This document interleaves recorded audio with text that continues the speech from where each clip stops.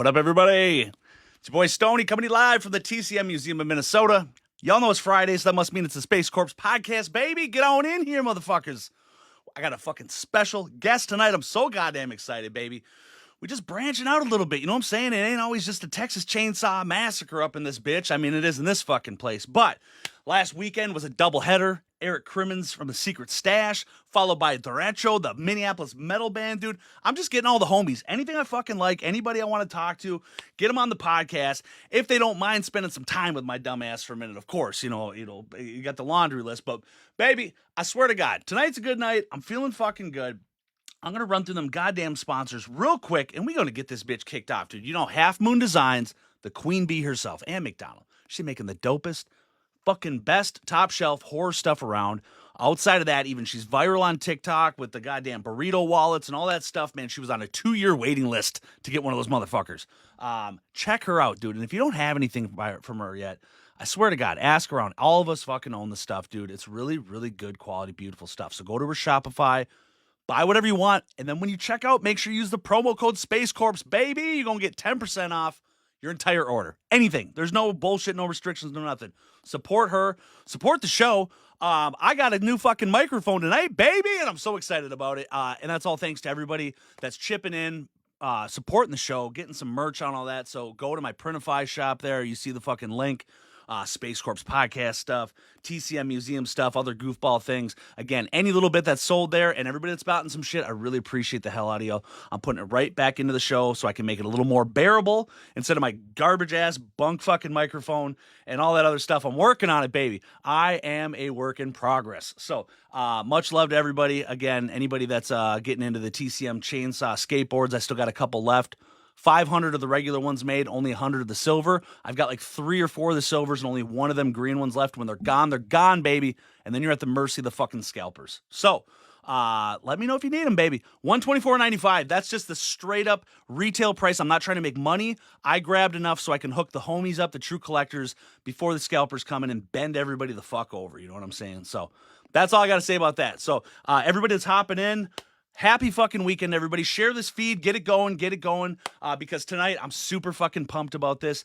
I have this dude. He was like voted, I think, 5 times the most handsome man in goddamn Minot, North Dakota. He's a fucking hip hop rapper. He's a fucking mogul. He's taken over the goddamn world. Ladies and gentlemen, I've got Dakotah Faye on the house. What's up, brother? Can you hear me? I can hear you loud and clear. And it's 6-time winner, actually. Is that so it? Just Jesus. I can't keep up, man. And I know. And everybody has to know there's a lot of competition, okay? I mean, we know Minot's kind of the smaller town. I'm from them too. But no, it's thick competition, and time again, you got the gold. I just, I got to perform. I really do. And it's a pleasure to be here. It really is. Dude, I really appreciate it, man. It's like, this is just something fun that I started doing, about a year ago. We share most of this, like, to kind of catch up to speed, because I just got to know you for a minute through seeing you live in Minneapolis. You came through like about a month or so ago. How long ago was that? Yeah, I think it was a month ago. It was fucking dope, dude. And here's the thing: is I'm not always like on to kiss ass and just say how great people are, but like when it comes to like all the horror collectors that are kind of like the main groups and like the people that we all deal with, but when it comes to music and all this stuff. Like, if I like something, man, I'm going to tell everybody about it. It's like, for like, if we buy something that we collect and it's like a dope piece, we're going to tell everybody about it because I have it, makes me happy. I want other people to have it. But if it's bullshit, I'm going to fucking tell them too, because we're spending our money, we're spending our time and our interests. So it's just like, dude, I just gravitate towards really fucking cool shit like this. And like, your music was fucking sick, dude. Like, I got a lot of questions, of course, and they're all just going to come out blurting, but the first thing is, like, how long have you been doing this for? I started making music back in 2008 when I was like 13 years old. And that was just, Yes. Me and my buddy kind of just, do you remember back in the day, there was a video game called 50 Cent's Bulletproof? 50 Cent, the rapper, had a video game. Yep. And we would play this relentlessly, like all the time. But the soundtrack was like the instrumental versions of his songs. And me and my buddy Eddie Mack would kind of just freestyle while we were playing, messing around. And it kind of evolved from there into, hey, you want to write a song? And it was like, oh, okay. And then we tried it out. very primitive, recording equipment back then. Couldn't get one of these Sures, or there Sure. wasn't. It was like a webcam microphone, I think, with pillows, kind of as like our sound. Yeah. But it was fun. It was so much fun just being at the house and making music all day and kind of expressing ourselves. But so since 2008, and then I graduated high school in 2012, and we started doing shows and stuff. So I'd say for the past 10 years I've been taking it seriously as like a career, but Okay. I've been doing it for half my life already, which is kind of crazy to That's think fucking about. awesome, dude. When was like Yeah, your first time you actually like put out like is this last CD? So again, I try to promote and I try to be good, but I have a terrible for memory on sure. stuff and I'm never the best. Me But so too. Hell Was Boring. That's the new Hmm. shit, right? That's the one That's I my bought newest from album. you. Yeah.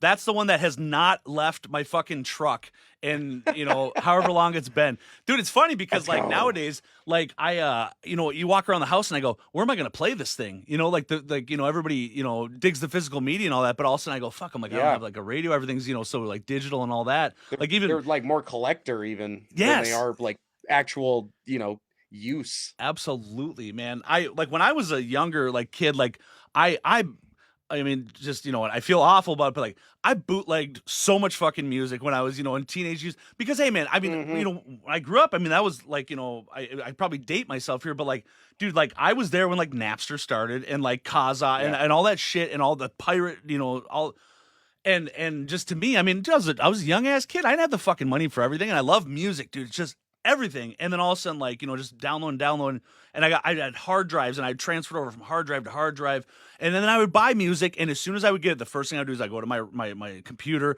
I'd fucking import it, I'd rip all the fucking MP3s, and then place that nice little fucking CD elsewhere, and I'd never play it again. I just needed it digital. And Right. uh and Right. then nowadays I feel bad about it in a way. I mean, let's be real. Like, I mean, it's not like artists are making a shit ton of money off the CDs back in the day. The record companies are doing that. The artists are making the Right. money in the merch and the tours and all that type of stuff, right? I For mean, sure.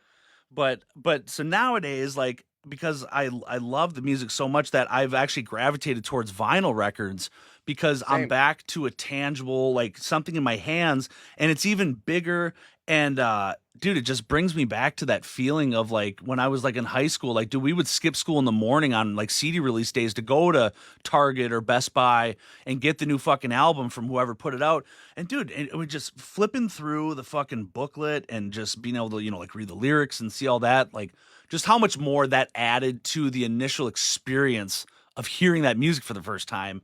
It was I just agree. it's fucking awesome. So now being able to do that with the vinyl is like so cool too because it's like almost even more. I mean, it's huge, right? And Yeah. the fucking wax, they're all different colors and all this shit. And Hmm. um and it's like, yeah, it's a little more expensive, but I almost kind of feel like I justify it because I was a shithead and downloaded so much music. I'm like, hey, I kind of owe it to spend the 30, Right. 40 Got to bucks. make up. Yeah. Got to make it up somehow. I think physical media is great, and what I've noticed is that a lot of people want that at shows. They really do, and I didn't think that I would sell CDs. When I got them, I was like, oh, I'll get some CDs. Maybe a couple people will buy them, but Yeah, they're one of the most hot ticket items. A lot of people really do still want that physical media, even if they don't play it. I know sure. plenty of people that have bought it just to have it. Dude, absolutely. I mean, just even for me, just coming to see you and seeing the CD, and it's like, dude, like $10. I mean, it was amazing. I'm like, get to shoot the shit with you, be a geek, have you sign it for me, and all that type of stuff, and then it was just like I said, that the nice thing, like, so, I mean, my whole life, like, I've had the shittiest vehicles. I've never to this day owned a vehicle that's mine that's ever had air conditioning. I mean, it's been beaters. And then all of a sudden Me for my too. work, I finally, after working there so long, I have a company truck, and it's fucking kind of nice, right? They got all these like fancy bells and whistles. Well, the sound system in it is fucking dope, dude. So I actually like when I play that in there, like the fucking bass sounds nice. And Yeah. dude, I it's actually like a preferred way of like enjoying the tunes now. So but man, it's like when the kids hop in, everybody's listening to it, everybody knows, and Well, I'm glad I can be in rotation. I appreciate it. it's That fine. album means a lot to me, so it's really cool that it's receptive to other people too. Dude, it's fucking excellent. I here I'll stroke the ego, but only because you Oh fucking yeah, well please bring deserve it it. on. Like so so my wife found you through who you were touring with was Sean Anonymous, right? You guys were on the Yeah, for Midwest sure. Marauders tour. Hmm. And however she found that, maybe it was through a Facebook post, or maybe I think maybe YouTube, recommended it in the algorithm after she was listening to some hymn. Right. And so she started listening to you, and then she was like, "Hey, you should check this out." I'm like, who's this guy? Because she was kind of, singing some songs and all that, and we were driving, and so she played a track, and I, again, terrible memory. I think it was live and direct. It's got to be, because I was just like, I heard it and I was like, fucking awesome.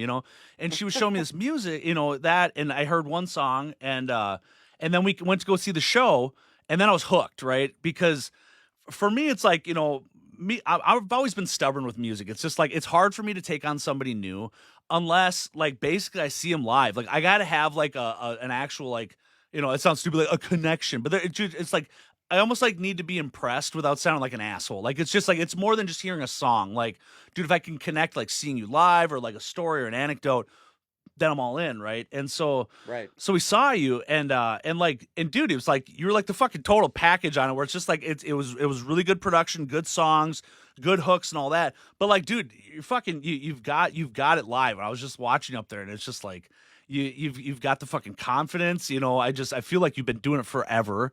And so then I go home and I go to look you up like one day. I'm like, dude, let's put this on the car.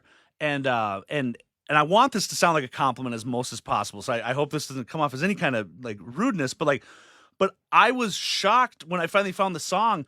I was in my head, I was like, oh, this dude's like millions of views and this, and he's huge, and I'm like, holy shit, he's like, you're a local dude. You're starting, Yeah, for whatever. sure. Like, and by that I really mean it as a compliment, as in like your music is on that level where I was just like wrote it off. I'm like, dude, no problem. Like, this dude's like the man. This song's been heard by a billion people, and now I just want everybody to fucking hear it, because it's just like, dude, I get that shit in my head all day, man. Like, Thank you. That's a huge compliment. It really okay, is. I good. Because mean, I still want to come it's off rude. listen, I totally get it. It's a hard market up here.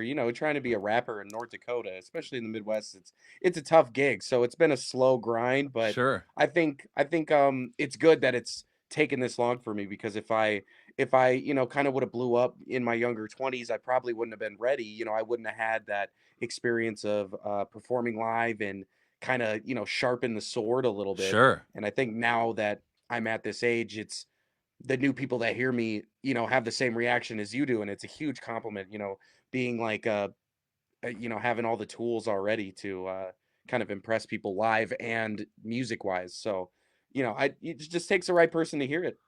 Dude. And nowadays, with how everybody's so online, I mean, dude, it's just like it's so amazing and awesome for any kind of an artist or a person.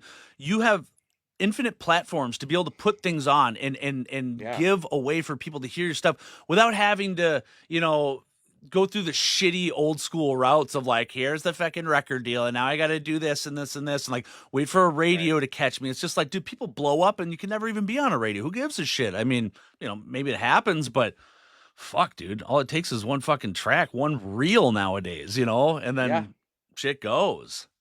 Huge, huge. Social media is a tool that I wish was more developed in my younger years. Obviously, I'm taking advantage of it now, but Sure. I wasn't even like on the TikTok train for a long time, and that became my biggest platform Really. quickly, very quickly. Like, my most followers, I get the most engagement on there. Just a huge way that's really kind of elevated my marketing and just, my visibility as an artist. And it's super easy to go. It's not easy, but it is way easier to go viral on these apps. Yeah. Any video can really pop off. It just hits that algorithm. You get thousands and thousands of views. Back in the day, it was like you had to go out and see people, or hope that a blog reposted you or Right. something like that. And now it's like independent artists have the world in their hands. The phone is like, that's all you need. You can shoot videos, you can social media on Right. there. It's crazy. You can even record music on it now. If you got headphones with a microphone on it, kids are doing that nowadays. No shit. BandLab, and Fuck. yeah, there's an app called BandLab that, Okay. dude, there's some kids making crazy music on that thing. Wow. And on that, are you actually able to like produce like the like beats and music and stuff too? Like, Yeah. you Oh can, so yeah. you build the fucking song, record it, hit go. I mean, dude, you got Yeah. a recording studio in your fucking pocket, right? At all times. At all times. It's crazy. It's crazy. But, you know, a lot of artists either too like I don't want to say ignorant, but you know, they're old school ways. They don't want to, you know, they're like, Yeah. "Oh, we don't need to do that," or whatever. Or it's like, "Oh, I'm not trying to act a fool on the internet," but it's like Right. it's a huge tool that you're missing out on if you don't do it. Dude, it It is. really is. It's like it's sink or swim, adapt or die type of shit, you know? And Right. even, my intentions on like what I'm doing that again, like 90% of this is more so just me and it's something fun and outlet to do like once a night out of a week because dude, I've got a very busy fucking job. I've got a wife, I got 3 kids. I just my time is like fucking booked all the time. So it's like I don't go out to the bars. I don't go out to do this and this and this. So it's like this is the hobby, and this is kind of like the outlet. And so it's like, I don't have hopes and dreams of like, dude, to become like a big podcast or anything, but I do want to, try to, elevate it a little bit, right? Right. So, Right. I mean, before 6 months ago, I'd never been on TikTok. I mean, I was always like, whatever, that's the young little kids thing. That's this, I never Right. had Instagram, whatever. Well, I finally got real, and I'm like, dude, get on it. And I see what you mean. Like I'm getting so much more response and engagement and stuff through that app than, through that platform than Facebook. Cause I don't know what the fuck's going on with the Facebook. I mean, it's just like, you almost start to feel like it's conspiracy theorists and shit because it's like, but I think that it's become so much more of an advertising thing where it's just like, oh, Right. pay to play type of shit. And it's just like, Yep. dude, I'm not Yep. about that. And Yeah. so I'm starting to lose faith in it, but I obviously I can't go away from it because I'm coming live from Facebook or whatever. I mean, For I sure. know For I sure. know I can do it from from all these other ones. So I'm just trying to figure it out. But yeah, dude, That's the best you can do. I'm definitely hopping on that TikTok board more. And then who knows? I mean, what are they going to shut that shit down soon anyway? Too? I don't even know what the deal is. They But say that all the time, and it still yeah, hasn't. So I don't know. I'm fuck gonna it. keep using it until the wheels fall off, I suppose. I think so, man. And it's like for anybody who hasn't fucked around with it to put up a video, like, dude, I mean, it's you don't have to have any like skill to produce like a cool ass clip. I mean, the templates and all the Hmm. shit that they have, Yeah, it's fucking incredible. wild, dude. It really is. I do all of my editing on their software CapCut, which is their editing software, and it's incredible. It's so easy to use. It's incredibly user friendly, and like you said, all the templates and all that.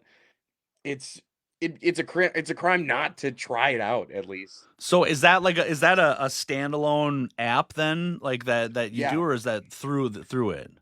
Well, basically that's like the editing software that you use when you edit through TikTok, but they Okay. also have their own separate app that you can use as well. You can edit on the computer too, I think, but I just use my phone, and so I edit all my music. Every reel or anything that I do, it's all on my phone. Really? Okay. See, and Yeah. that's again where I just got to adapt and learn because I'm so stubborn. I'm like I really like editing on my computer more so. It's just to me just that tiny Yeah. little screen, really trying to pinpoint Oh, for stuff sure, for in. sure. you Yeah. know but like yeah, I mean, fuck, dude, for editing my shit down here, I'm like I just use like some free Microsoft chip or clip champ or some bullshit, but dude, Yeah. I'm just learning it. But fuck, I'm like, dude, I'm kind of getting some bells and whistles and some shit down. You go, okay, all right, maybe I can do Yeah, this. you just figure out, it's hard at first, but once you kind of figure out a game plan and how do you attack videos and editing and stuff like that, it gets easier and easier and kind of gets fun. I mean, honestly, Yeah. I've kind of fell in love with the visual side of making content and stuff because it's a different, kind of way to present the music and kind of market it. Dude, for It's sure. interesting to come up with cool ideas and kind of stuff that can is a companion to the music. Yeah, it is. Yeah, absolutely, dude. And I like to, and again, I'm not a paid spokesman for TikTok, everybody, but like, I like the fact it's like, like Facebook, it's like you get reels, right? You get like what, 60, 90 seconds at the most. Well, it's like Right. TikTok, it's like, yeah, they were born on that short clip shit, but dude, you can upload a fucking half-hour An video. hour, You an know, hour. I've seen documentaries, all yeah. types of stuff on there now. Yeah, So, they kind of want you to do longer like form content now. I think they're finally trying to compete with YouTube or whatever the case is, but do they yeah. monetize people on there then too? Again, I feel, Yep. fucking Yep. stupid asking, but Yeah, I'm a part of their creator program or whatever. cool. I don't make a lot of money, but I mean, you definitely can Yeah. if you're like a talking head like kind of content creator that just posts about news and stuff and you get, thousands of views a day, you can make thousands of dollars. Like That's I've fucking seen people crazy. make crazy amounts of money on there. My content doesn't really, kind of benefit that a lot, but you can make money. There are ways to make money on Facebook. I'm probably make the most on my bonuses or whatever the hell they do on Sure. there, but it's nice to get a little, extra 100, $200 a month off Hell just yeah. posting content, which I would do anyway. So Right. Yeah, exactly. Right. It says that's I fucking dig it because I just feel like, as long as anybody goes into it without the idea of like, I'm gonna make it rich, like, dude, just put it mhm, up and then see what happens because when that right there like allows the authenticity that just shows that you truly like what you're doing. Whether for sure. you do a show or you do music or you do art or whatever, it's just like, hey, maybe it catches on, maybe it does this, maybe it goes viral, maybe I make some cool money, cool, but I mean, I think just being able to share and just have some fucking fun and meet people and stuff like that is just so cool, Yeah. dude. Yeah, that's like the good side of the internet is being able to connect with people that are interested in the same stuff that you are. Maybe back in the day you get made fun of, like, say Pokemon. Sure. You'd like that shit. But now there's tons of communities and people online that like the same stuff that you do. So Dude, for it's kind of sure. broadened people's acceptance, the good parts of it. There are certainly bad parts of it, Absolutely, but man. I mean, there's only so many people in your physical community, and like how many of them really align with some of that really specific shit that you enjoy. So right. it's fucking great, man. Uh, It is. Kristen reacts says TikTok is best for lives, but Instagram is much more freedom. Yes. Yeah, I That one I agree. got to get on more. I've got the account, but I just end up using it more as like a user standpoint. That's where that's my scrolling now. I've kind of ditched Facebook. I like the Instagram shit, man. I can just get sucked into watching shit all the time. For sure. That's how it started. Before I was making content on TikTok, I would just scroll TikTok for hours and hours, and I'm like, why the hell am I not using this? Yeah, man, it's fucking sick, dude. So, hmm so you just got done. So, how does Ritz come to town? First, okay, hold on. Let's talk Minot. How? Because I've never been there, but like I told you, I've stepped into your homeland of Dakotas. I've been to Fargo. How big of a Right. town is Minot, roughly? 80,000, Oh, maybe okay, give or dude. take. All right, good. Then so that's way bigger than what I was thinking. Like, I mean, like I It, used to live in it like it used to be pretty small, but okay. we had the oil boom, and that kind of doubled us like Sure. a lot, and then people left. But we're a little bit bigger now than we were when I was a young kid. But we're a growing little town. We're right in the oil country, so Hell yes. people move here. We also have our Air Force base up here, so we get a ton of people from. A lot of the people that I grew up with in this city aren't from here. That was the Mm. kind of weird dynamic you have. You're kind of in the middle of nowhere, but you have all these people that come up here for work or come up here for the Air Force or come up here for college. So a lot of the people that you meet aren't from here. So you kind of got a diverse, cultural backgrounds and stuff that you grew up with. So that was kind of cool. Dude, that's excellent, especially for all of us that live up north and stuff like that. I mean, there's like, Right. places can get kind of remote and stuff like that. So like, Yeah. I Yeah. mean, really, I mean, like a college really blesses that town with the opportunity for like diversity and stuff like that. Yeah, absolutely. For sure. I went and lived up in the UP in Michigan for about 3 or 4 years. That's where I met my wife. I was up there. I was running like Little Caesars pizza chains up there and stuff. It's just kind Nice. of how it went. But dude, like, so I was in Marquette, Michigan. It's right on Lake Superior, but it's a college town. It's Northern Michigan University's there.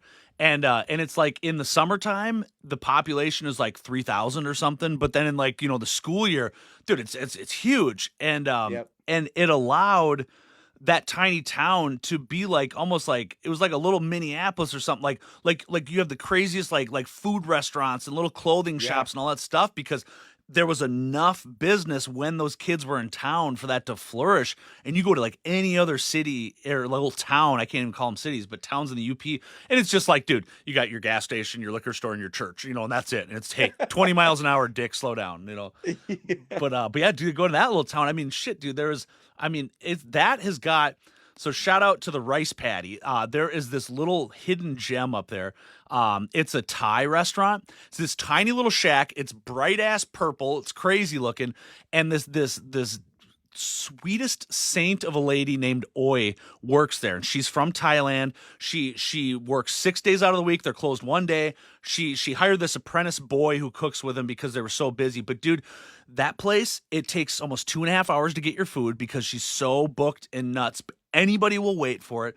She's had like it's so cold up there that Olympic ice skaters and people for Winter Olympics go up there to train and stuff. So she's got pictures on the wall of like Apollo Ono and all this type of stuff coming to see her. Awesome. Dude, she had like Obama's personal chef in the White House comes to see her all the time because it's like so good.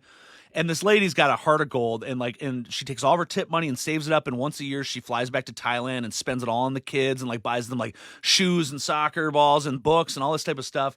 And so she sounds like Mother Teresa, but when you talk to her, she's got a mouth of a sailor, and she's just like, so it's funny because we all know her, but then you get these people that are inexperienced. They come in, they go to order something. She goes, okay, 2 hours, and they go 2 hours, and she goes, fuck you, you go to McDonald's, fuck you, this. And she calls everybody boyfriend and girlfriend. Hi, boyfriend, and like, dude, she's the best fucking woman in the world, man. And those are the type of communities you don't see in the bigger cities, man. Those little towns, you get awesome, staples like that. Yes. And just for that to be in like one of the most remote places in the United States, and all of a sudden you're like, dude, that thrives up there. Like, it's so cool, man. Yeah. So, dude, there's a small town magic. It's nice, it can be cool to grow up in a place like that, that's small, but still gets that diversity around there. I go, is it just because I'm just a fatty that I'm like, that's my most like thing I miss the most out of being up there? I'm like, the food, dude. It's like, it's such a beautiful place. It's a love language, Food is like comforting. It's nostalgic. It takes us back to places, and not, it's not just the food. It's the smell that reminds us of people and times that we spent together with family and stuff like that. So absolutely. I mean, and yeah, maybe we're a little fat too, That's okay. I just think we know what we're doing, Yeah, that's right. That's right. I agree. So you're a family man now. You've got a kid. Do you mind? Can I ask a couple questions? Mm-mm. No, I don't. I do have a wife, but no child. Gotcha. So I was under the impression you did, because what I'm getting at here is like, dude, like so after I started listening to this album that you got, which is the most recent one, I then saw through your YouTube that you've got plenty of other music and stuff like that, and this album is so different in your style than other ones. Like, yeah. So, in my head, because I just try to like think, I'm like, like what's going on? Like, was this like more like you're growing up and here's like kind of like a more like a mature version, or did you have a kid, or, something like that changed in your life? But, I got sober. That's what really, that's really what it was. I was, a really hardcore alcoholic and drug addict for most of my 20s, and I finally got sober 2 years ago, and I had already had this album kind of planned out, but the story kind of wrote itself. So it's really about me finding myself and kind of mending those broken bridges and pieces that I kind of fucking up, sure, hitting the bottom so many times. So Hell Was Boring is kind of just a euphemism for getting out of that dark place and kind of coming into your own. Absolutely, dude. Being able to just fucking rise above it finally and just be like, you know what, enough living like that, enough being sad about that, enough being whatever. It's just like, dude, you can just sit and live in gloom forever, but fuck it, dude. Like, it's life, man. Like, rise above, and just make it what you want, dude. I mean, yeah, it's like you get sick of hitting the bottom, Yeah, you get so tired of the bare minimum, and only you can take charge and really change your life. If you want to, you can. I promise you. The mind and the body is a powerful thing, but you got to want it. You really do. And it's absolutely, you got to sacrifice a lot and change your mind state and your environment and the people that you hang out with, and change basically all your habits, which can be very, very hard. It can be, especially if you're still living in the same spot, or something like that, right? If you still just involve yourself in the same environment, like it's hard, it makes it a lot harder for it. It is. But, it's just like, just to anybody and everybody out there, I mean, the world is massive, and even our country is massive. And it's just like, it's okay to take some risks in life. And like, It's okay to maybe just move and go do something. It's okay to maybe go make some money elsewhere. It's okay to, try something. I mean, Yeah, it's like, what do you got to lose for the most part? You can come right. back if it don't work, but It's hard to I get it. It's really hard to sacrifice comfortability, stuff that you're used to. yeah, I mean, it's a big reason why I was so scared to, move or change my lifestyle. Is, you get used to what you're doing in life and it's comfortable, and you kind of get complacent a little bit, but you take that step and you take a risk, and suddenly the world opens up to you. You're like, wow, I can do anything. for sure. Well, fucking congratulations, man, on sobriety. That's Thank you. that's incredible. Thanks. Very very envious and excited when I hear people say that, and then you've got some time under your belt about it. It's just like anybody. I'm quitting smoking this week. It's like, okay, motherfucker, let's talk to you in a year. It's like you don't Yeah, ever want to right. be you don't want to be negative about it and be like, nah, you're never gonna do No, it. But right. it's just like Right. okay, we'll watch you now. But that's Yeah. fucking awesome, man. It's Thanks. It I, took many times. It wasn't a one-time thing. sure. It's trying to quit a million times, and finally you just get sick of it. But, luckily I had my wife and we both did it at the same time. So That's excellent. it, Yeah, it helped to have that kind of support. dude, 100%, man. I just my whole early life, I was just nasty drinking. I mean, just living a garbage fucking life, dude. I mean, it's just Yeah. blackout every fucking night. Fucking wake up. Just feeling like shit. Fucking it was bad, but just that's just what I did for a long time. That was the early 20s. And Yeah. Well, especially in a place like this where there's not right. much else to do. Dude, I mean, my I come from like a family that drinks a lot. I mean, and all that where Same. that was just kind of like, you know, it was completely fine and okay, but then there was just that influence from like the family. It's just like, no, let's just have a drink, let's do this, and you're like, no, no, no, Yep. I'm not doing that. And you almost kind of get that bewildered look, like, what do you mean? And it's just like, okay, I need to. You don't fucking get it, like there's Yeah. more to it than just fucking getting fucked up, everybody, like you want to do Right. that, that's fine, but that's not what I want to do anymore. Mm-mm. And sometimes it's hard to realize that you're that deep into it.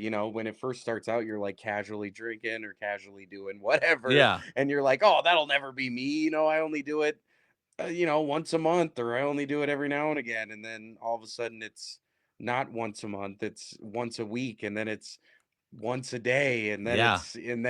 you're like, what is happening? Right? You don't even realize how far you've sunken into the hole. Yeah. And I went just like full bore into it, dude. It was like, I mean, we're dumbass teenagers, and our older siblings and friends' older siblings were the ones to go out and go get us something, and then it just kind of like kicked into like, all right, now I'm 21, now I can buy it, and then I saw the Trailer Park Boys, and then that just fucking, dude, that was like Like, like the fucking that was the idols, right? And like, right, Julian with his dude, fucking his scotch or whatever he oh my had, god, whiskey, dude. whatever it was. So when I turned 21, my ex-girlfriend and I, she had gotten some inheritance money from her parents or something, right? So when she was like 18, all of a sudden that became available to her. And it was like, I don't know, it was maybe like 20 grand or something. So she was like, let's put it down on a house. We're just so fucking young. We're like, let's do it. So we bought this house. Like, so I went from living in my parents' house as a teenager to never renting an apartment ever. I went to also buying a house with this crazy ass woman, and we were both just, it was bad. I hope is it cool we trade war stories like this, kind of talk a little Oh, bit. I just absolutely, for sometimes sure. too, I just like, I'm trying to be respectful of people that are going through sobriety. I No, mean, it's dude, it's good to talk about it. good. Because I'm not that anymore, and I'm so very proud of it. I mean, I just Yeah, I've for got a sure. Oh family, I no, got reasons to it's live great to for. reflect.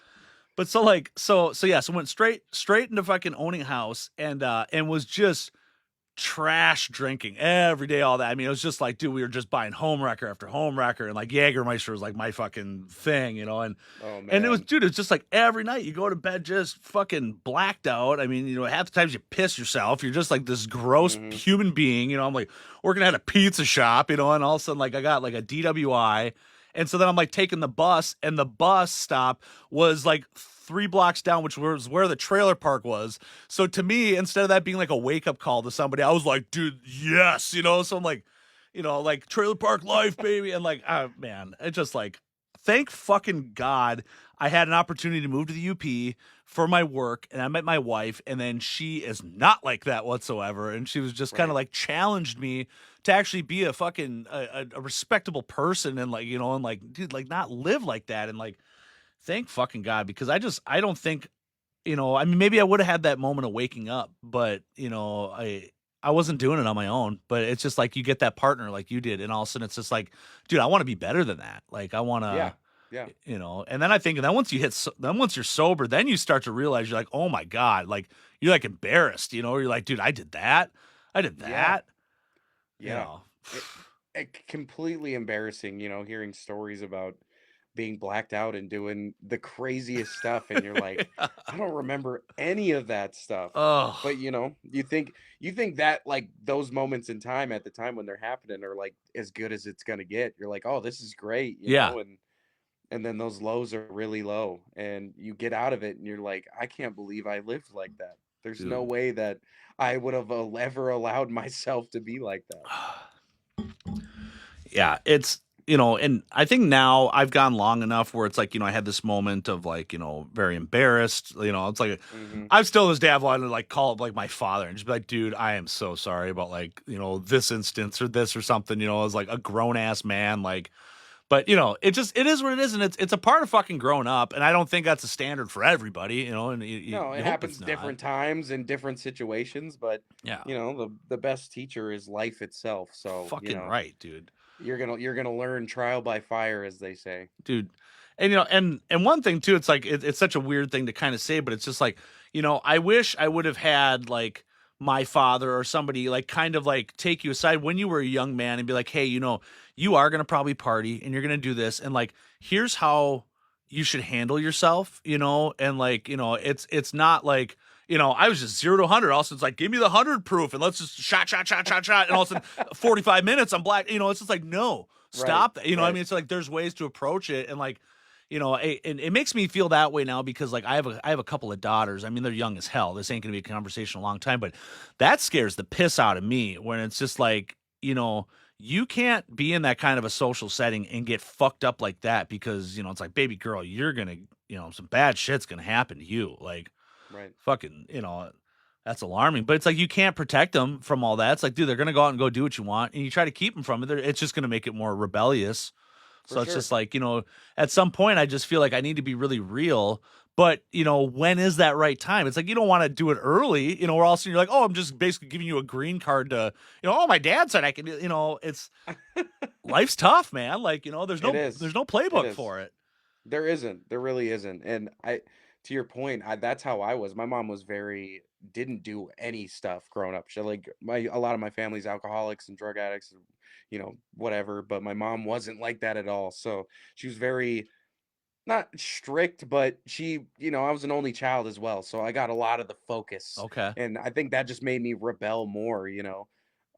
Just hearing like, oh, you don't want to do this, you don't want to do that, and I'm like, I don't know, I kind of want to try it. But there's nothing, and to your point, there's nothing you got to live it. There's nothing that your Yeah. parents can say to you that's gonna make you not do it. You can hope and lead them in a direction, but humans are gonna you know be humans. It's human nature. So Absolutely. sometimes you got to find out the hard way, but you just hope that the lessons that you've taught and the things that you've taught them can give them the right foundation to handle those kind of situations, which you know Definitely.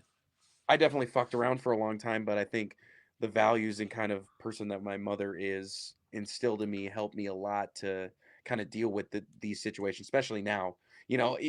Thinking like the past 2 years has been a lot of reflecting and being like, man, I should have listened to all that shit my mom told me my Yeah. whole life. I was like, she really was giving me the playbook, but you're not trying to hear that stuff when you're a Yeah. teenager or in your 20s. You're like, this is my time to kind of mess around and do whatever. But suddenly it's years and years later, and you're like, okay, something's got to change here. Dude. Yeah. And it's like, and like when I don't I'm taking what you're saying right there from like the I'm like, hearing it from the side of the parent versus like as the son too. And it's just like you say, it's like you get that advice and you're just like, no, I don't want to live your life. I don't want to do whatever, but it's just like, Right. You owe it to them because you know better. And it's just like, when is the right time to say that, So it's just like, I guess, just throw it out there. All you can do is try, you know what I mean? Right. And For sure. hey, For sure. maybe they're going to take it or not, no matter what, always be there and, try to look out best you can for them. But I think that's the most important part is just being present. absolutely. So what have you found is like, usually they say like when you give up a vice, you kind of take up something else, right? People quit drinking and all of a sudden you're drinking coffee like crazy or something. But like, what do you like to do? There you go. Yep. Yeah, caffeine is definitely one of them. But I also smoked like cigarettes, like Mhm. nicotine, and I quit that too. Did So you? Fuck I yeah, pretty dude. much quit. Dude, yeah, I don't know how the hell I did that, but um it's I think it's turned more focus and energy into my main passion, which is music. I Sure. did it. I was definitely kind of a functioning alcoholic, as you Mm-hmm. say, or Yep. drug user. I did my music stuff and did shows while all that stuff was going on, but I didn't do it 100%. I wasn't putting my full effort Yeah. or energy into it. I was just kind of doing the bare minimum. And it was getting me by and getting me shows and stuff, but you could definitely tell that things weren't tightened up as good as they could be. And Sure. once I quit all that stuff, I had a lot more free time on my hands, a lot less going out and, doing that kind of shit. So focused a lot more on music, and it's really, really paid off, just not just career wise, but my mental health wise. Sure. Music is my number one passion. It was the thing that I did before I did drugs and drank. Mm-hmm. So it's Yeah. always been my number one thing. So I kind of got to fall in love with it again, which has That's been awesome. awesome. Yeah, for sure. So how long's it been since you smoked cigarettes then? About 2 years or? I quit a little bit after I switched to vape. So I switched to a vape thinking that was like a better alternative. Yeah. And then I'm like, oh, I can smoke my vape in my house. So I'm like, I'm smoking the vape more than I Oh, like way smoke more. cigarettes. Yeah. So I was like, oh yeah, this is awesome. Were And you then doing the probably big about old clouds and the fucking tricks and doing the yeah, check out my smoke rings. It was probably about a year ago. So probably about a year I've been off nicotine as well. So right on. So now I'm addicted to caffeine. so you must have, but have you felt a noticeable difference in like your breath and your being able to, I mean, Oh, especially just, yeah. spit so much more fucking Huge. words into one, breath and all that. I mean, The biggest thing is I get sick less. I'm sick right now, but uh-huh. this is like the first time in probably 2 years that I've really been like congested or anything. Like I don't Sure. really get that congestion, and also like you said, the breathing, being able to take deep breaths and not cough or sound like kind of crazy has Yeah. been a huge benefit. I smoked cigarettes my whole fucking life, and I started Mhm. like when I was young, like parents split up when I was in like second grade, third grade, or something like that. So for the most part, like it always was kind of like living with. I had a younger brother. We're living at our mom's house. She's working as much as she can, just trying to pay the bills and shit. So we were left to our own fucking vices a lot. I was just kind of always watching the brother and stuff, but it was like fucking fourth grade. So second, third grade, they split up. We were in Minneapolis, and then she moved across the border into Wisconsin. We lived in Hudson, Wisconsin. It's a beautiful place right on like St. Croix River and all that stuff. But so like third grade, I started at an elementary school, and then fourth grade we moved again. We went to a different elementary. Fifth grade we went to a different one. So with three different elementary schools, and then high or middle school, everybody was all into one, right? I fucking knew everybody, and it's what's Right. made me the most social guy I am. I could talk to anybody, but like fourth grade. I, of course, gravitate towards the shithead little kid in class that's got a fucking mohawk and likes to start fires and all this type of stuff, And I went over to his house because we lived really close, and that was when I first smoked cigarettes. It was in like fourth grade, and like from there, Right. my mother smoked, and her boyfriends, had smoked that she whatever. So right off the bat, stealing cigarettes here and there, and like sipping, parents' booze and that, but you know I smoked, little bits, from there and there, but then, basically getting into like middle school and then like super thick into high school and all that shit. And, and I was, smoking like a pack and, pack to 2 packs a day or something, just, consistently that long. And it took up until having our firstborn, which her name's Zelda. She's 10 years old. and that's when we stopped. You know, it was like once my wife got pregnant, you know, she, you know, bless her heart, she's like, I clearly cannot smoke or drink or anything, you know, and she got very zen about it. She wasn't even drinking caffeine, you know, and she was just awesome. And I said, I'm gonna fucking do it with you. And so, you know, just quit it cold turkey. And yeah, dude, it's been like 10 years, haven't looked back. Wow. And it's just to anybody that smokes and they quit, and I understand how fucking hard it is, and I know how many people can go through it a million times and all that shit, Yeah. ups and downs.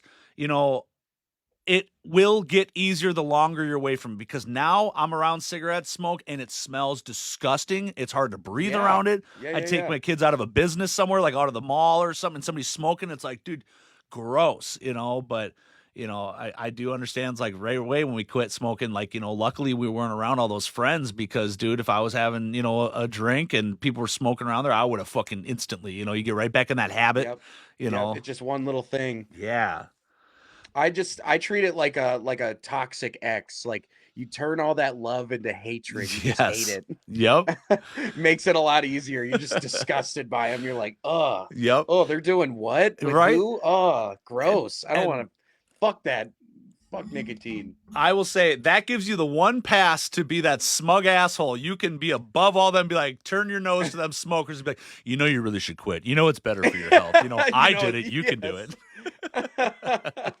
Exactly. That's the one time I love being smug is like they're peasants. Like, Yep. disgusting. Dude. Oh, you guys are still smoking those? Ugh. Oh, yeah. And then the vaping came out, and I was just like, dude, this is even like douchier for everybody. You know, I mean, Oh, for sure. I didn't try much. It was just those fucking idiots online with the tricks and all that shit. And here's the big fucking donut and this. I'm just like, dude, what the fuck is this, man? I think my favorite video is like this dude. He's like, "Oh, check out my vape trip," and he hits it, and then he just smashes his head into a wall. That's probably my favorite video. That's the perfect imagery when it comes to that. There, yes. So y'all can kick it. Just fucking, just go at it and just do it. Just stick to your Just guns. try You it. know. Try it. Yeah. I mean, listen, I tried to quit many times in my life, and I did Sure. quit like in my younger years for like a couple years, and then just took one instance where I Yeah. was really my vice was I smoked a ton when I drank. Like it would Mm-hmm. be like a pack a night, dude. It Sure. was Oh crazy. So I yeah. think once I quit alcohol, quitting the nicotine was a lot easier because Sure. I Because don't it know. went hand in hand. Yeah, exactly. And the same for the other stuff that I was doing at the time, you know. They all kind of just went hand in hand. So quitting one was kind of like quitting them all in a sense. Dude, for sure. I've got, so I mean, I've always been, you know, like a heavy fucking dude most of my life, and now I've, you know, I found out, you know, I've got like sleep apnea. I've got a fucking CPAP machine, all this fucking old man stuff. You know, I hook myself up to all this shit at the end of the night. But one thing I realized when I was going through kind of visiting doctors and like, you know, and going through like sleep studies and all that shit, is that I have a tendency, like my oxygen levels are low because I kind of like I don't breathe all the time, Right. like, and it helped me to realize that. But what that taught me was that I couldn't ever figure it out when I was a kid, but like when I would smoke cigarettes, or when you go into kind of like autopilot mode, right, you know, when you're just kind of having that cigarette while you're doing something.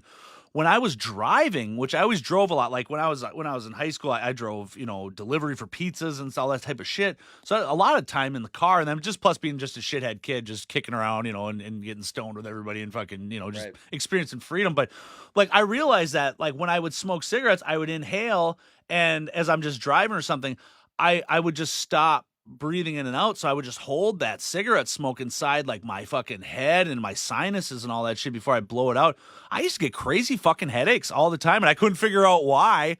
And then all of a sudden it's like, there you go, dipshit. You know, you're fucking, you know, Ding, taking ding, like a ding. huge fucking, you know, drag and just like not exhaling. You know, what do you think that's doing Right. inside your sinus cavities, you know, and all that? But Yeah, for sure. I noticed a lot of the time I would get very lightheaded and stuff, and it was the same reason, I'm sure. Just, you know, you're smoking straight cigarette, no oxygen at all. You're yeah, just back to back. You know, it's cold outside. I worked at delivery places and restaurants and shit. So you're outside fucking trying to get as quick right. as you can. And then you go inside and you're like, whoa. Yeah, dude. Yeah. And then it all magically disappeared after you done smoking cigarettes. You're like, oh, that was the reason. Right.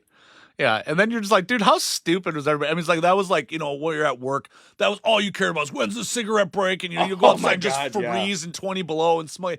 You're like, dude, fuck that. It's all a bunch of fucking noise, dude. Yeah. It ain't nothing, man. So I don't No, know. it was just kind of, I don't know, it's oral fixation, I guess. Yeah, That's why I think also I smoke weed still. So sure, I think doing that has, kind of gets that fix for me for absolutely. smoking. So I don't really feel the need to I don't miss smoking cigarettes. I was just thinking about that today actually. There was a guy smoking a cigarette outside of Target and I was Yeah, like, "Oh, like oh yeah, my God. yeah. Can't Like, believe I would do that." And then all your clothes smell like it. Your yes, everything. Like I couldn't and you don't notice that when you're smoking. Like you don't right. think that you smell like cigarettes, but then when you don't and you're around somebody that smokes cigarettes, you're like, "Holy shit, Dude, dude." just rank and like your Yeah. fingers, like God. Oh yeah, dude. Oh, and then and then the buddies that would like fucking, put that fucking cig out and put it right back in their pack, on those refries. You're Yeah, the like, dude, refries. they wouldn't Ah. even they wouldn't even blow the stale smoke out before they put it in there. I'm like, No, dude, we're no, just no, no. gross motherfuckers, Yeah, man. Oh my God. I remember there was being so many times where I was like blacked out, drunk, and down bad, and I had no cigarettes and smoking those refries, Yeah. dude. Oh my Oh yeah. God. So many terrible memories. Though, like those are, yeah. When I try to, stay on the right and narrow, and those are the memories I think of to be Yep. like, yeah, I don't want to ever go back to that Oh lifestyle ever again. yeah. Dude, like up in Marquette, we were close to one of the at one of the reservations and shit. They had a casino there, and then you get to the Native Americans, the casino cigarettes that they make, and dude, just Hmm. brutal stuff. So yeah, we were smoking like these Senecas forever, and it's just like even worse, man. Yeah, definitely don't miss cigarettes.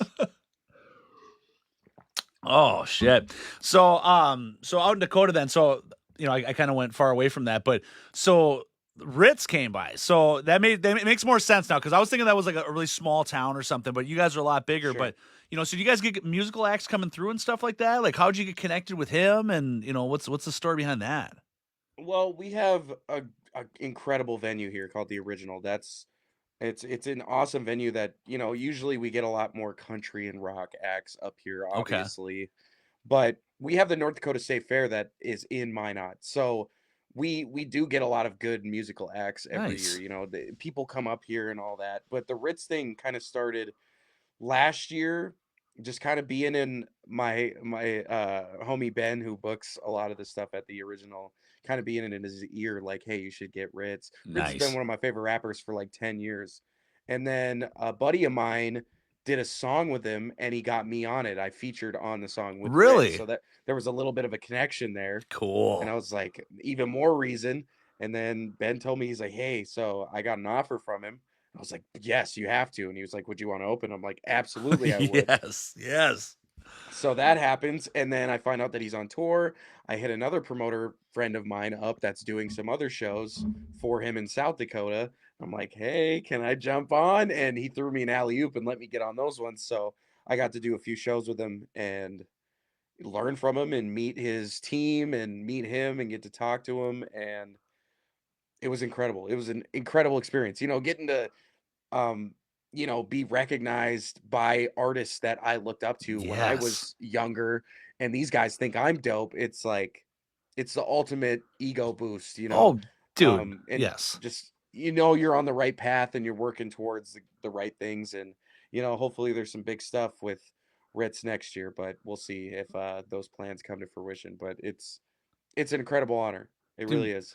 it yet yes, the ego thing, but it's truly there's the compliment to your hard work. You know what I mean? It's Yeah, just for sure. you have to give an effort. You have to put in the time in order to even get to that kind of, opportunity. So Yeah. that fucking great job, man. That's so Well, cool. thank you. That's Well, and fucking like to our sweet. point earlier, I don't know if I would have been ready for all that in my early 20s. So Yeah. I'm glad, I do think that life sort of has these destiny moments and these things that are supposed to happen the way they are. So I think that that's one of those things that like this opportunity came at this point in my life because I'm ready for it. So Dude, well, just that's got to take sick, man. advantage. Yeah, Thank you. absolutely. And then and two, it's like that's the magic of networking, right? I mean, just hey, be friends with people, know people who you know in the right kind of spots like that. I mean, you know, the buddy Right. puts on the shows. How fucking dope is that? And Right, and you just know, doing good business, having a yeah, good, track record with, all these promoters and, word travels, especially in these small, sure, Midwest area. So the way you conduct business and conduct yourself, and people see that online, having good social media presence and all that, it's yep. really put me in a great position to, you know, get help from these people that feel like I'm worth helping, which is awesome. I have a really good team and support team around me, and I just try to carry myself with, spreading that knowledge and wealth to other people like they do for me. And it's just, Hmm. I don't know. I just feel like it's a great way to carry yourself, and good things happen when you put good energy out. Definitely, dude. And then like, and it looks great on the resume too, right? I mean, it's just that just builds Yeah, up just your fucking your career, your whatever you want to call it, like you know. for sure. And just like that's just even a better stepping stone just for even more. It's like to me that's like the confidence chip that, you know, for a promoter that you don't know and they're like, well, you know, he's done this, okay, you know, it's like, you know, Yep. it's fucking Reliable. sweet. Yes. Yeah. You're the employee that's like been there, when they needed you, and you're like, Right. okay, well, I can count on this guy, and maybe I'll lean towards him again on this other scenario. So I'm just trying, just trying to be reliable, which is something I severely lacked prior to 2 years ago. That was Yep. one of those things where I wasn't putting 100% in. I would, cancel a show for whatever reason, or, things would happen. So Sure. now I'm reliable. I'm available. The best ability is availability. Good for you, man. So what's Thank what's you. what's like on the horizon here? What do you got cooking? Are you working on some new music? Are you gonna get right back into trying to do a Always. tour, or what are you doing? So as an independent artist, you got to be doing both constantly. So I mean, Sure. I just booked a date to shoot my album cover in a couple weeks, and that's like the last thing that I needed to finish this album. The music portion of it is done. So now it's just getting the album cover art done, getting some videos done, kind of figuring out the rollout for the album. But Okay. I definitely want to have that released within the next month or two. So Sweet. So those are going to be, yeah, new music. I'm always releasing new stuff, whether it's features that I'm doing. If you keep up on my pages and stuff, I'm constantly releasing music and doing shows. It never really stops. The tour stops, mhm. but I don't stop doing shows. I just call them different things. You know what I Sure. mean? You kind of just group a bunch of shows together, and you're like, hey, this is a tour. And then, I got shows next week. You know, I try to take a break when it comes to doing shows, especially in these heavy winter months, Yeah. because you never know if you're going to be able to Dude, get right? out. Dude, travel's fucking brutal, man. Especially Espe- North Dakota, it's rough. yeah, dude. I It's mean, rough, it's especially flat. where It's I'm at. flat cornfields. I mean, dude, when that Windy, snow hits and that shit blows that wind, dude, that can just. I mean, windy. they close down fucking they'll close 94 down. I mean, one of the main fucking Yeah, highways. Like, hey, this is what it is. What are you gonna do? right. So, I'm definitely trying to put in some stuff for the works next year on touring and who I'm gonna go on tour with, and hopefully plans come to fruition. But it's always the same old stuff. Just working on music, doing shows, networking, meeting people, promoting, marketing. It's kind of like this never-ending cycle, but it doesn't sound as dreadful and gloomy as I make it sound. Nah, It no, I really get it. it really is a lot of fun. It's it's some of my favorite parts of the job is kind of figuring out new ways to be exciting, and kind of spice it up, and Sure. working with different artists, and going to different places, and playing for people I've never met before, and all that. It's the best. I really do have a really good gig of getting to travel and network and meet people, like yourself, and do stuff like this. Hell yeah. So like how far have you ever kind of gone and played like a show? I mean, outside of kind of our general Midwest, these, you know, Oh connecting yeah, for states? sure. Yeah, for sure. I've played on the West Coast. For Northeast is like the only area I have never really gone to. I've Okay. never really played shows in the Northeast, but pretty much everywhere in the country over the Sweet. years I've played a show or two here and there. So, but now it's kind of more focused, like actually going on these runs and hitting Yeah. specific markets that I can, check from analytics of my Spotify per se, and say, oh, this city, I have a good enough fan base. Oh, Let's go there cool. and try to, you know what I mean? So it's just a lot more, I'm learning stuff. Yeah.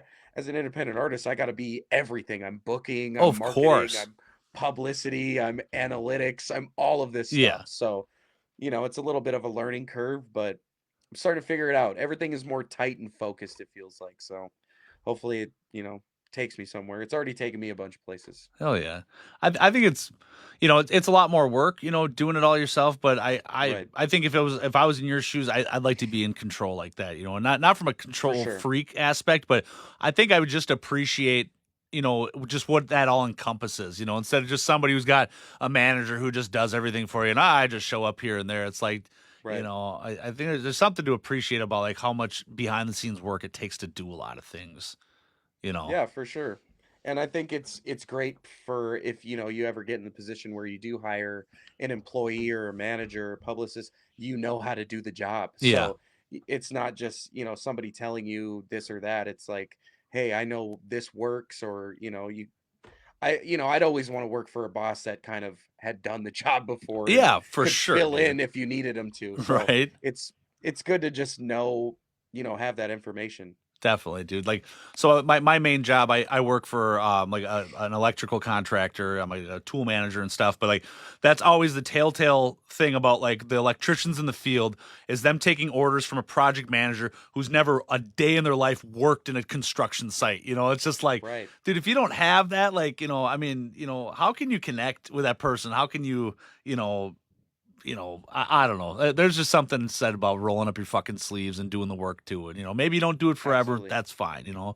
I mean, but yeah, it's Yeah, it's hard to take orders from somebody that you're like, I don't think you've done this yeah, before. just like you don't I even don't think you understand. understand. Right. It's like, hey, do this. It's like, well, it's not as easy as just doing that. Right. You gotta. Yeah, you're fucking La La Land. They always the shiny shoes they call them in the offices. They never get the boots dirty and stuff. But Right, right. No, so being a DIY artist it takes a lot, but it has a lot of reward to it as well. that's awesome, dude. Yeah. Another thing I was going to ask you too, because so like I grew up for most of my high school and adolescence and stuff up in Duluth, Minnesota, and and up in that area too. We've got a lot of different Native American reservations and different bands and stuff like that. Where it's like a lot of my homies and stuff. Yeah, I mean we've sat and we've chilled on the res and we've done a lot of stuff and all that. But I was kind of reading a couple of posts or maybe it was a video or something you were saying that you kind of have it unique where you didn't really grow up on a reservation and you almost kind Hmm. of did you like was it kind of almost like not resentful but you just didn't feel as like connected to like kind of like a heritage and now you're kind of Yeah. getting in touch with that a little more and this is kind of a new thing for you or what's For sure, for yeah sure. I think it was that, and also me and my mom kind of always, it's a single parent too. My dad was not around or sure whatever, but we also moved away from our family. So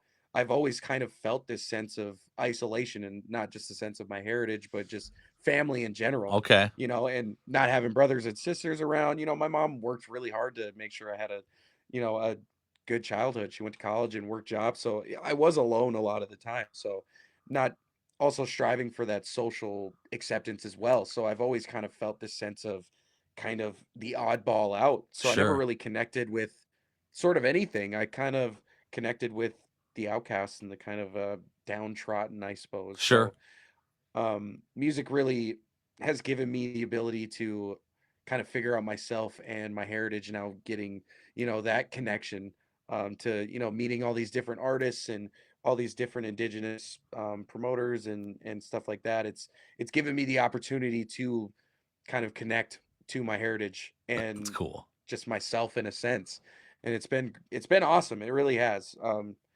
Just kind of figuring out myself and my identity. It's been awesome. that's It really cool has. man.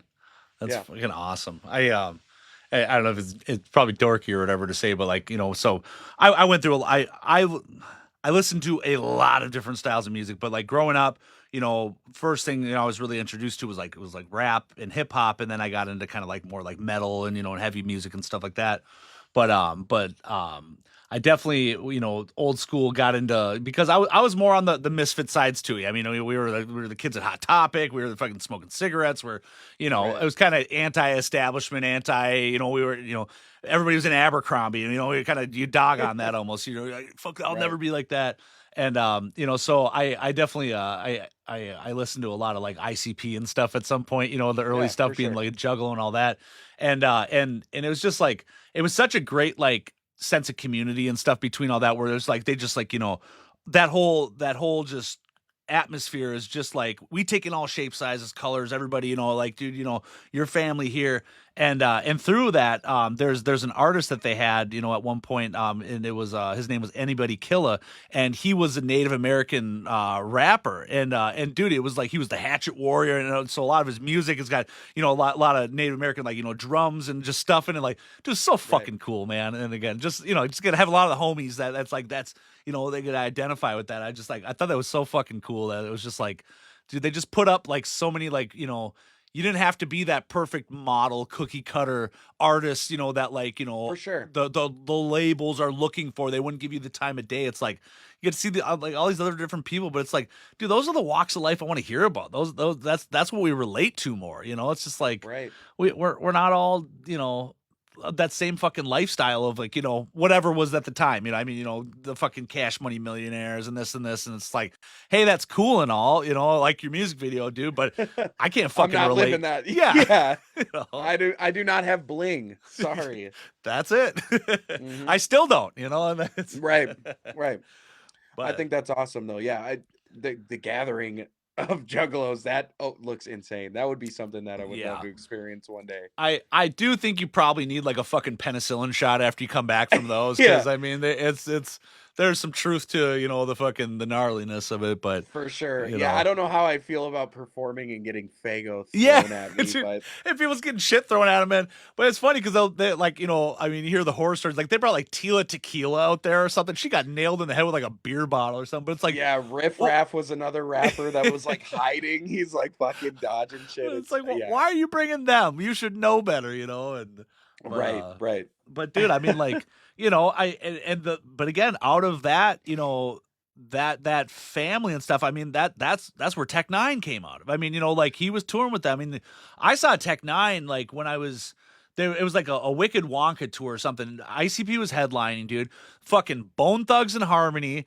Tech Nine. This was right when Absolute Power was just Oh dropping. He was man, just starting that, and Cottonmouth Kings, and then like a cool that's ass opening incredible. band. And dude, it was so fucking sick, dude. They played it at like a pretty big, like, the I don't know if it was like the Target Center or the Roy Wilkins, but it was pretty big for like that kind of a, name.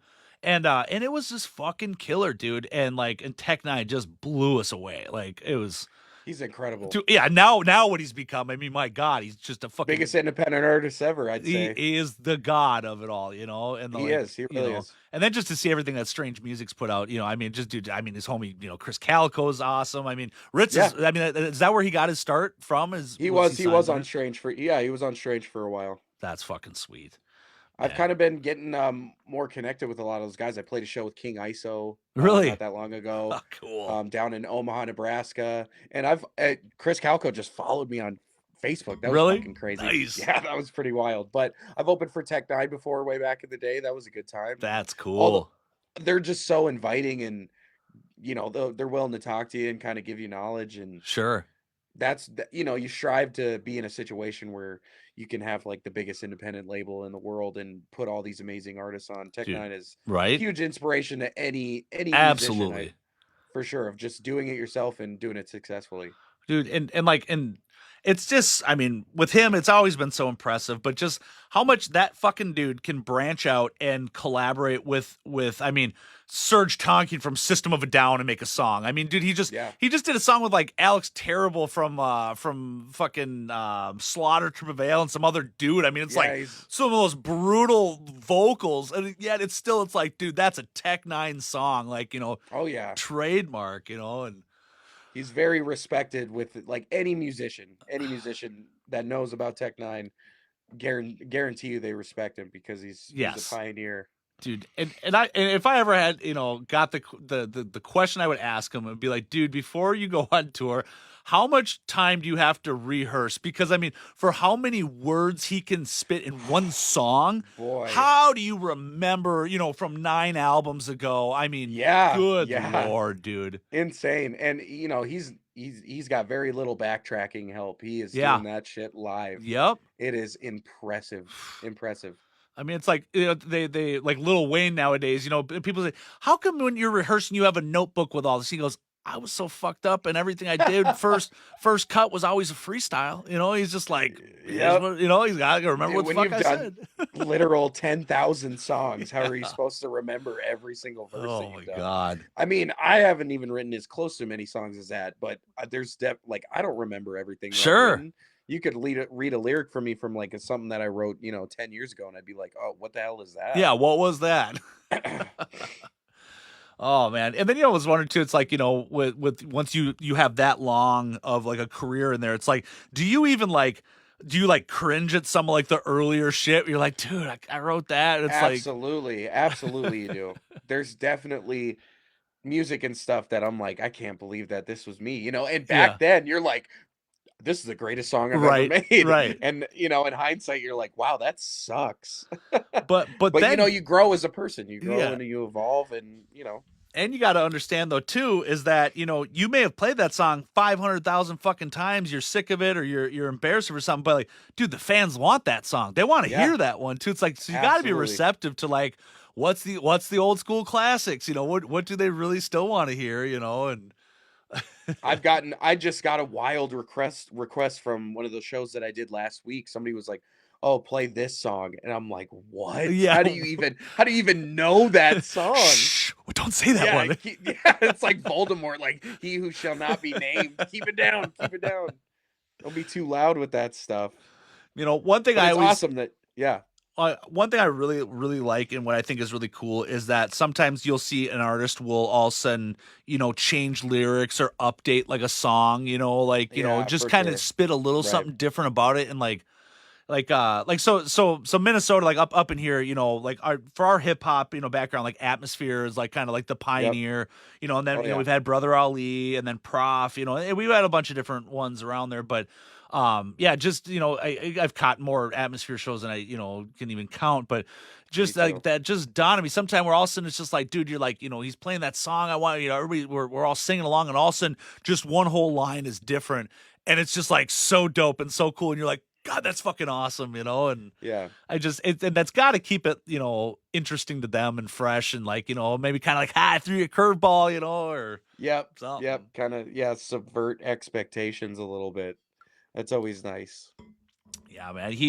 So like in Duluth, Pizza Luce is kind of like Yep. the okay. So I I've that heard. was where I started working when I was like, so I was like 15, 16, I, got the McDonald's job, but when I was in like middle of high school, I started working for Luce and I was doing the delivery driving and stuff. And dude, that place is wild, man. I mean, it's just, it's definitely the college type of thing, the arts on the walls, all this. We're open till 3 a.m. So I got immersed in just the nightlife, and I fucking loved it, dude. Just delivering till 3 a.m. And then all of a sudden, we're closing down the bar. Everybody that was of age, you get a couple of shifties, and a couple beers and all this. And Right. so, and then as the manager's still doing the books, we're all done cleaning. We're all playing poker until like 4 or 5 in the morning. And like, dude, it's so much fun. But Luce would put on all of the fucking sweet shows, dude. I mean, just like that good small little venue. So like Atmosphere, when they would come up, that was the main place that that Slug would play. I mean, dude, we caught like Del the Funky Homo Sapien there, like Afro Man came, just kind of weird ones, but Yeah. but that was always so sweet because we would kind of rope off this like back wing of the pizza shop with the seating, and we would turn that into like a VIP area where they could come and chill out, not be bothered.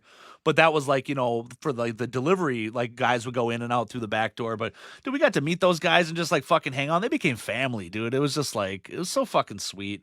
And I got such a, I mean, as like a kid, I've been to like, I swear probably hundreds of shows, whether they're big ones, medium, whatever, but I got such a love for just local, small fucking venues, like just the intimacy of it.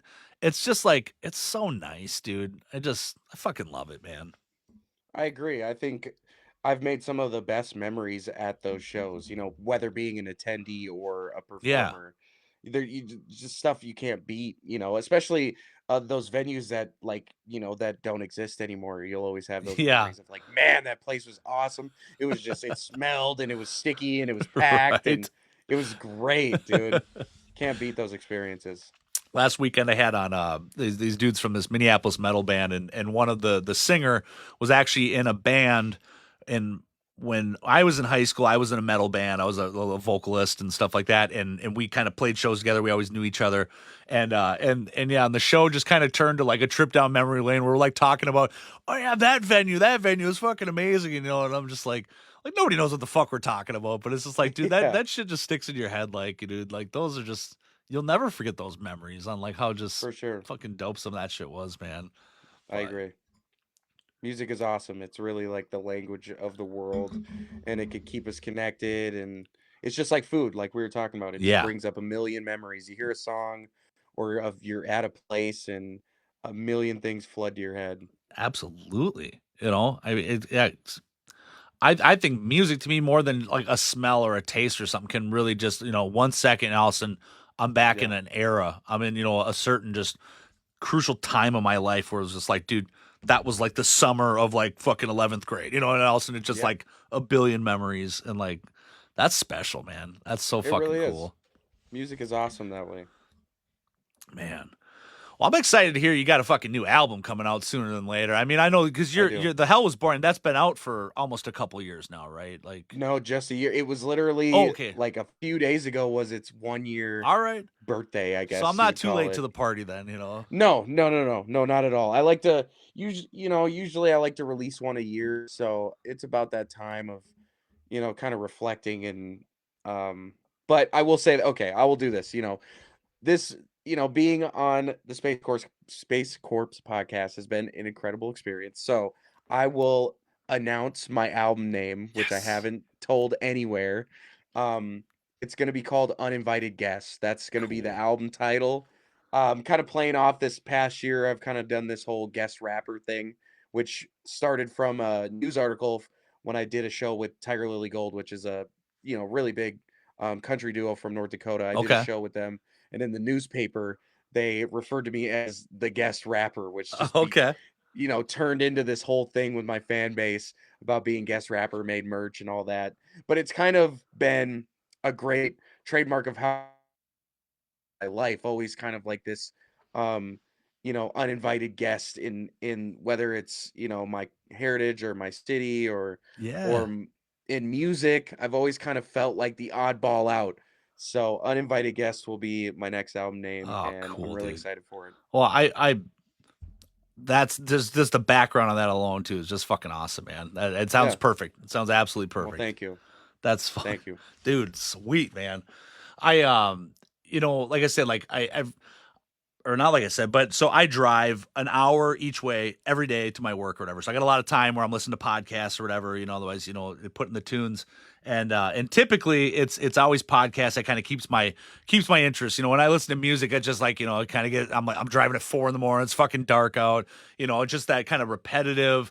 It doesn't keep my attention as much, you almost start to get a little sleepy at the wheel. So the podcast is like I'm in like a fucking, conversations keep my brain alert or whatever. But when I get some Right. fucking new music that I'm really fucking hyped up about like this, listening, dude, I just got to tell you, like off that fucking album, my absolute fucking favorite is Down for Me. I think that one is just Wow. I think it's got to mean a lot to you, and that's It just is. That's the deepest song on the album, and like really, I don't. It's three different perspectives. okay. The first one is mine, second one is my brother Eddie, and then the last one is me again. And it was the last song I wrote for the album.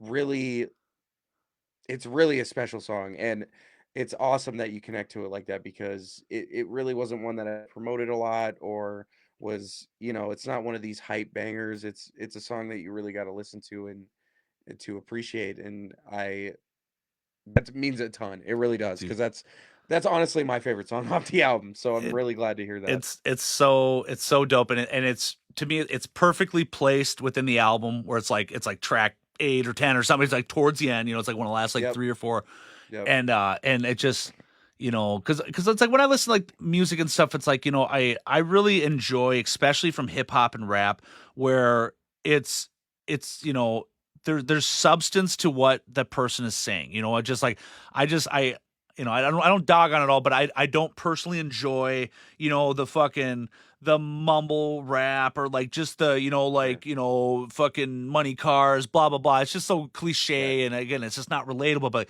when I can listen to somebody that's telling a story or something, and what I mean by this is fucking honest and real, and I really listen to what Right. you're saying, and then you have these moments in that song where your voice gets very emotional in it, and like, and it just like, I don't know, just that first time here, I was like, holy shit. And then the fucking the beat, the song too, just complements it so well.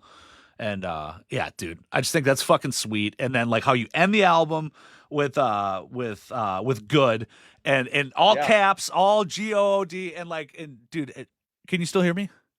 Yeah. Oh Okay. yeah, I All can. right. Yeah, just like that fucking that's number two for like the two personal favorites, and then live and direct, and then the one right after that, is it Blow It or Better Not Blow It or Yeah, something. blow it. Dude, it's fucking, dude, the bass on that fucker just Oh yeah. pounds, man. Oh Yeah, my that's God. that was produced by Minnesota's very own Comp Keys. He did Okay. good as well on Oh, that album. He's an amazing producer from Minneapolis. dude. Yeah, the bass on that one is crazy. That brought me back to where, like, when I was a fucking kid, dude, I had subwoofers. We'd fucking, we'd trick out the fucking vehicles we had. As much as they were shit buckets, we'd always have nice systems in them, and pounded. Dude, I had a fucking Geo Prism, little fucking four-seater little banger shoebox. When I was delivering for Luce, one of my buddies sold me his 15-inch square kicker solo bared fucking. Dude, I had to take the subwoofer out of the box, get the box in the trunk, and then I could squeeze the subwoofer in, and that's all. Incredible. And it just, the car is teeny, and Oh yeah. dude, it rattled my fucking bolts that bolted my seat into the frame loose. One time when I was driving and I hit a red light and I slammed, my fucking seat went forward, like, dude, like, 'cause the fucking bolts came off. But like, so growing up like that, dude, like, I love the bass boost and the Hmm. booms, and you felt Yep. so fucking cool, driving around with that, just pounding, and dude, that song brought me back a little bit, where I was like, I turned it up a little bit more, driving around. I said, you're fucking right, man. It's definitely a bass tester song, like a Oh, sub tester for good sure. shit. Have I've you? always wanted to have one of those for sure, so I'm glad. Well, you got it, dude. Have you Yes.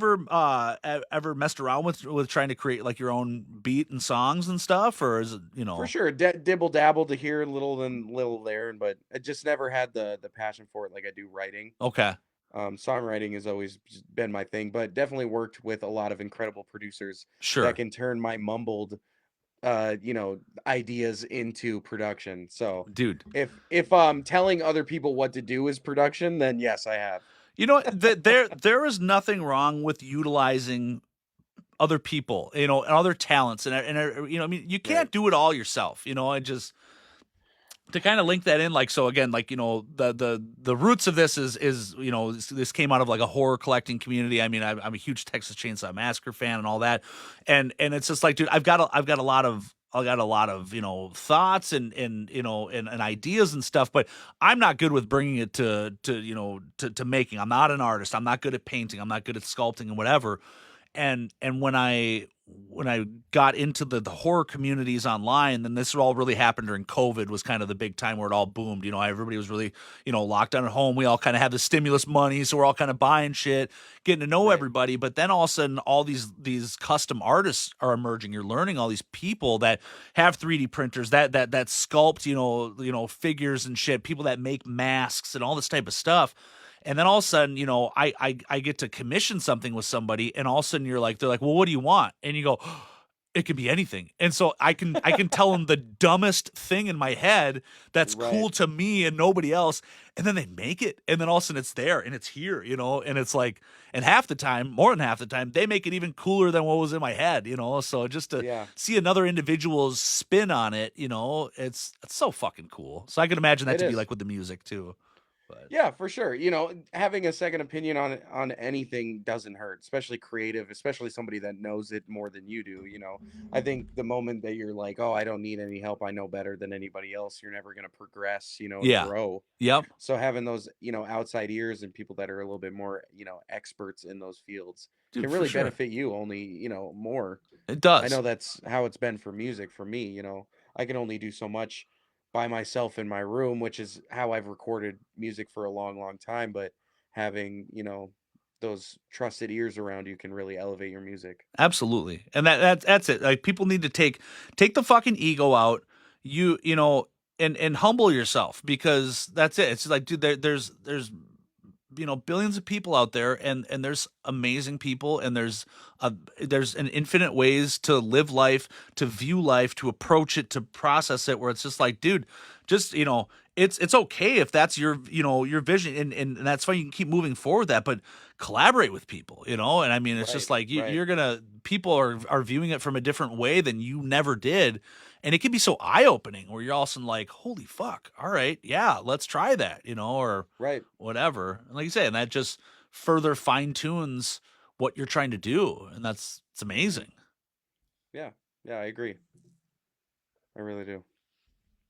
Well, dude, this has been fucking dope, man. I'm so happy that I was able to connect with you, and then you were willing to do this. Same. I Oh, appreciate it, man. absolutely. I I mean, really do. It's been a pleasure. dude, it's been sick, dude. So I'd love to have you back on again if especially maybe when your new tunes come out. Promote that a little bit. I buy a couple extra copies or something. We do some giveaways and all that. Just I kind would of love to. That would be really cool. That yeah, would be honestly awesome. I would love to set something up, maybe a little listening party or something. dude. Talk about Yes. the album. That would be really cool. And I will say though, and I'm very serious, I will take it as a personal fucking offense if I don't see you back in Minneapolis or at least in the Minnesota area playing a show or something, dude. Because I'm working on something. I got clouds. I got St. Cloud in a couple weeks, so okay, I'll be there. But Minneapolis, not never too far away now. sure. Oh, that's sick, dude. And like I said, now I'm going to Fargo once a month, so maybe I might just stars might align and I catch you where you're playing a show in Fargo or something, and Oh, Fargo's always a great time. That's one of my favorite markets to play in. So it's a cool you wouldn't town, be. man. I'm digging It it. it really is. It really is. It feels at home for me too. And like I think I was saying that to Yeah. you when I met you. I was just like, dude, it's just that whole just upper Midwest, it's just kind of we're all, it's all kind of it all seems almost like the same city. Everybody's kind of got the same feel and that type of stuff, in a good way. I mean, obviously every place is unique, but I feel you know, it's a Home away from Midwest home. thing, baby. Yeah. Yep. Exactly. All For right, sure. dude. Well, anything you want to plug? We can find you on Facebook, TikTok, all that type of stuff. When I put this up on YouTube, guys, everybody, I'll put the link to that one master link. Again, I'm old school. I don't know what you even call that. That's got your fucking merch everywhere. They can find everything Yep. you've ever done. Absolutely. For sure. For sure. I'm around. Dakotah Faye, you can find that on all the platforms and all the streaming sites. But it's been incredible to sit down and talk to you, and we will do this definitely soon. Excellent, brother. All right, man. Well, thank you again. I hope you have a good weekend, dude. And I You as can't well. wait to hear the new shit. Thank you, brother. I appreciate you. All right, man. See ya.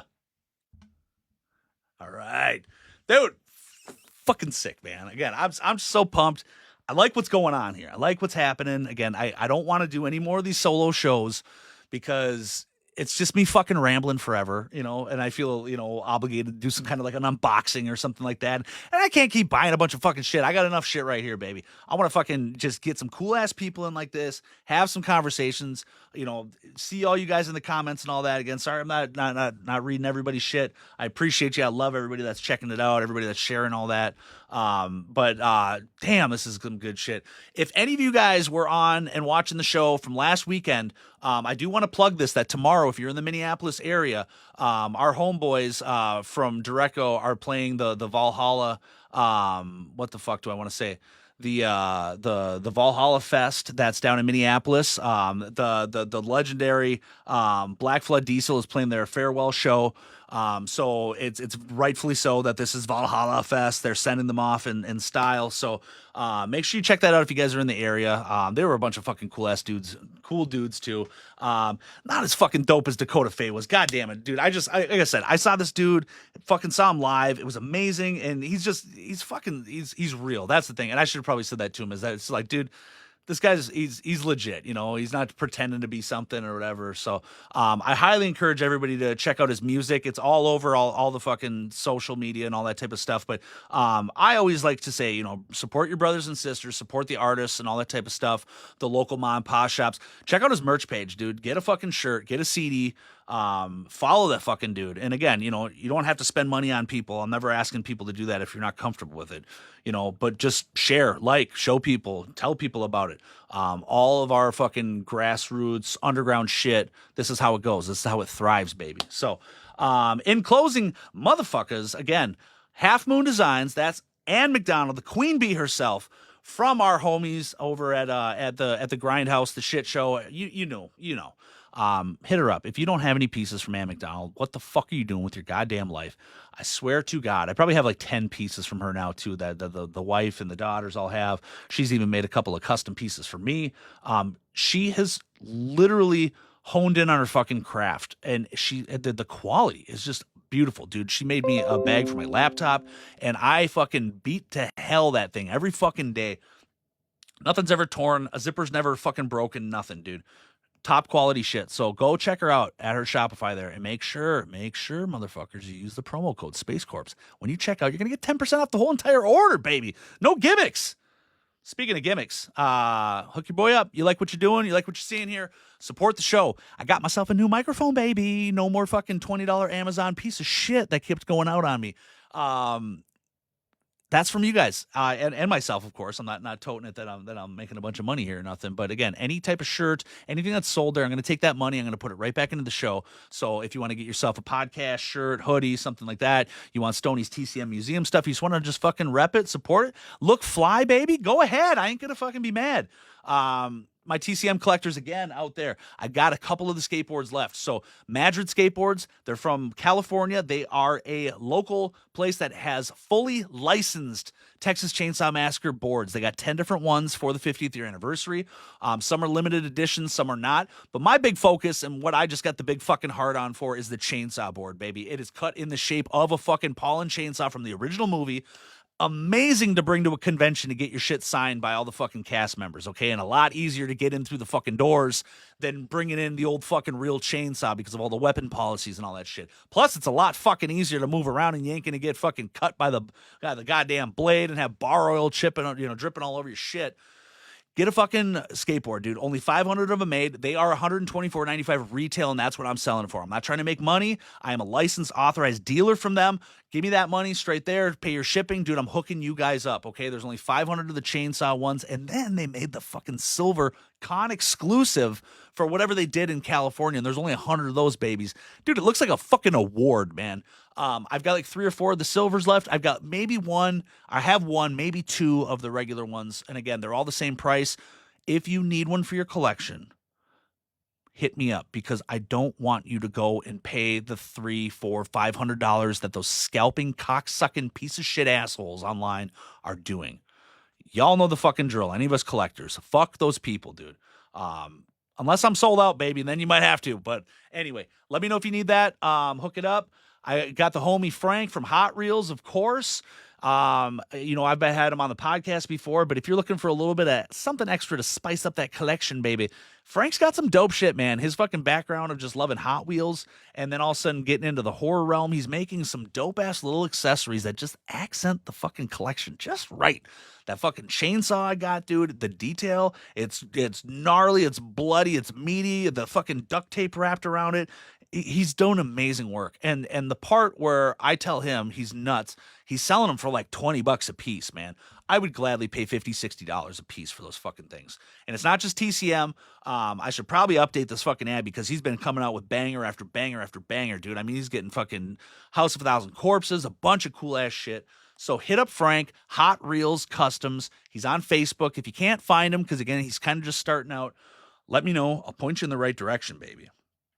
But other than that, ladies and gentlemen, I am just fucking digging it, dude. I hope everybody has a great fucking weekend. Again, Space Corps podcast, baby, live from the TCM Museum of Minnesota, coming to you usually on a Friday night. I might be on this Tuesday with a very, very, very, very, very fucking special guest who played somebody in a Texas Chainsaw Massacre movie, baby. So we got to see if his schedule aligns and if he gets back in town just right. But we might be live Tuesday night. So of course, if you can't catch it during the live, if you can't be a part of the social hour like this, I put the episode up on the YouTube page. So make sure you subscribe to the YouTube spot. But again, the Facebook page is where it's really fucking at. You can get in on these comments. You can get in. It's a social hour, the banter back and forth. When I got these fucking dope ass guests, you can say your piece. You can ask your question, all that type of shit, man. You know how it goes, motherfuckers. So that's all I'm going to say, baby. I'm out. I'm going to see you maybe Tuesday. If not, definitely coming next Friday for sure. Again, this is the Space Corps podcast, baby. I'm out, baby. Have a good weekend, motherfuckers. Peace.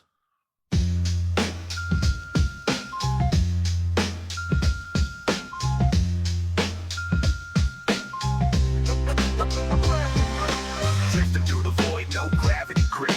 Space Corps saga on a cosmic trip. No breath to take, but memory steep. Searching for the chainsaw in the galaxy deep. Stars blink, the silence loud. Stony Wayne, Minnesota proud. Magic chainsaw, got the cosmic glow. Gonna bring it back, gotta let them know. Space Corps goes orbiting by. Harvest moon in a cosmic sky. Stony holding breath and time. Chainsaw quest in a stellar rhyme. Past the nebulous misty smoke. Chasing myths, never broke. Zombie hero in a spacesuit shell. Searching for a song, riding through hell. Dim lights, planets and moons alone. Alive, chainsaws power, a magic sign. Echoes of the past in the endless black. No turning back, in space we hack. Space Corps goes orbiting by. Harvest moon in a cosmic sky. Stony holding breath and time. Chainsaw quest in a stellar rhyme.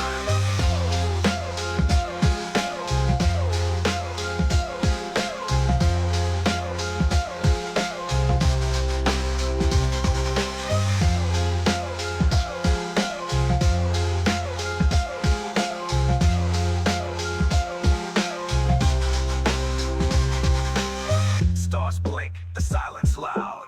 Stony Wayne, Minnesota proud. Magic chainsaw, got the cosmic glow. Gotta bring it back, gotta let them know.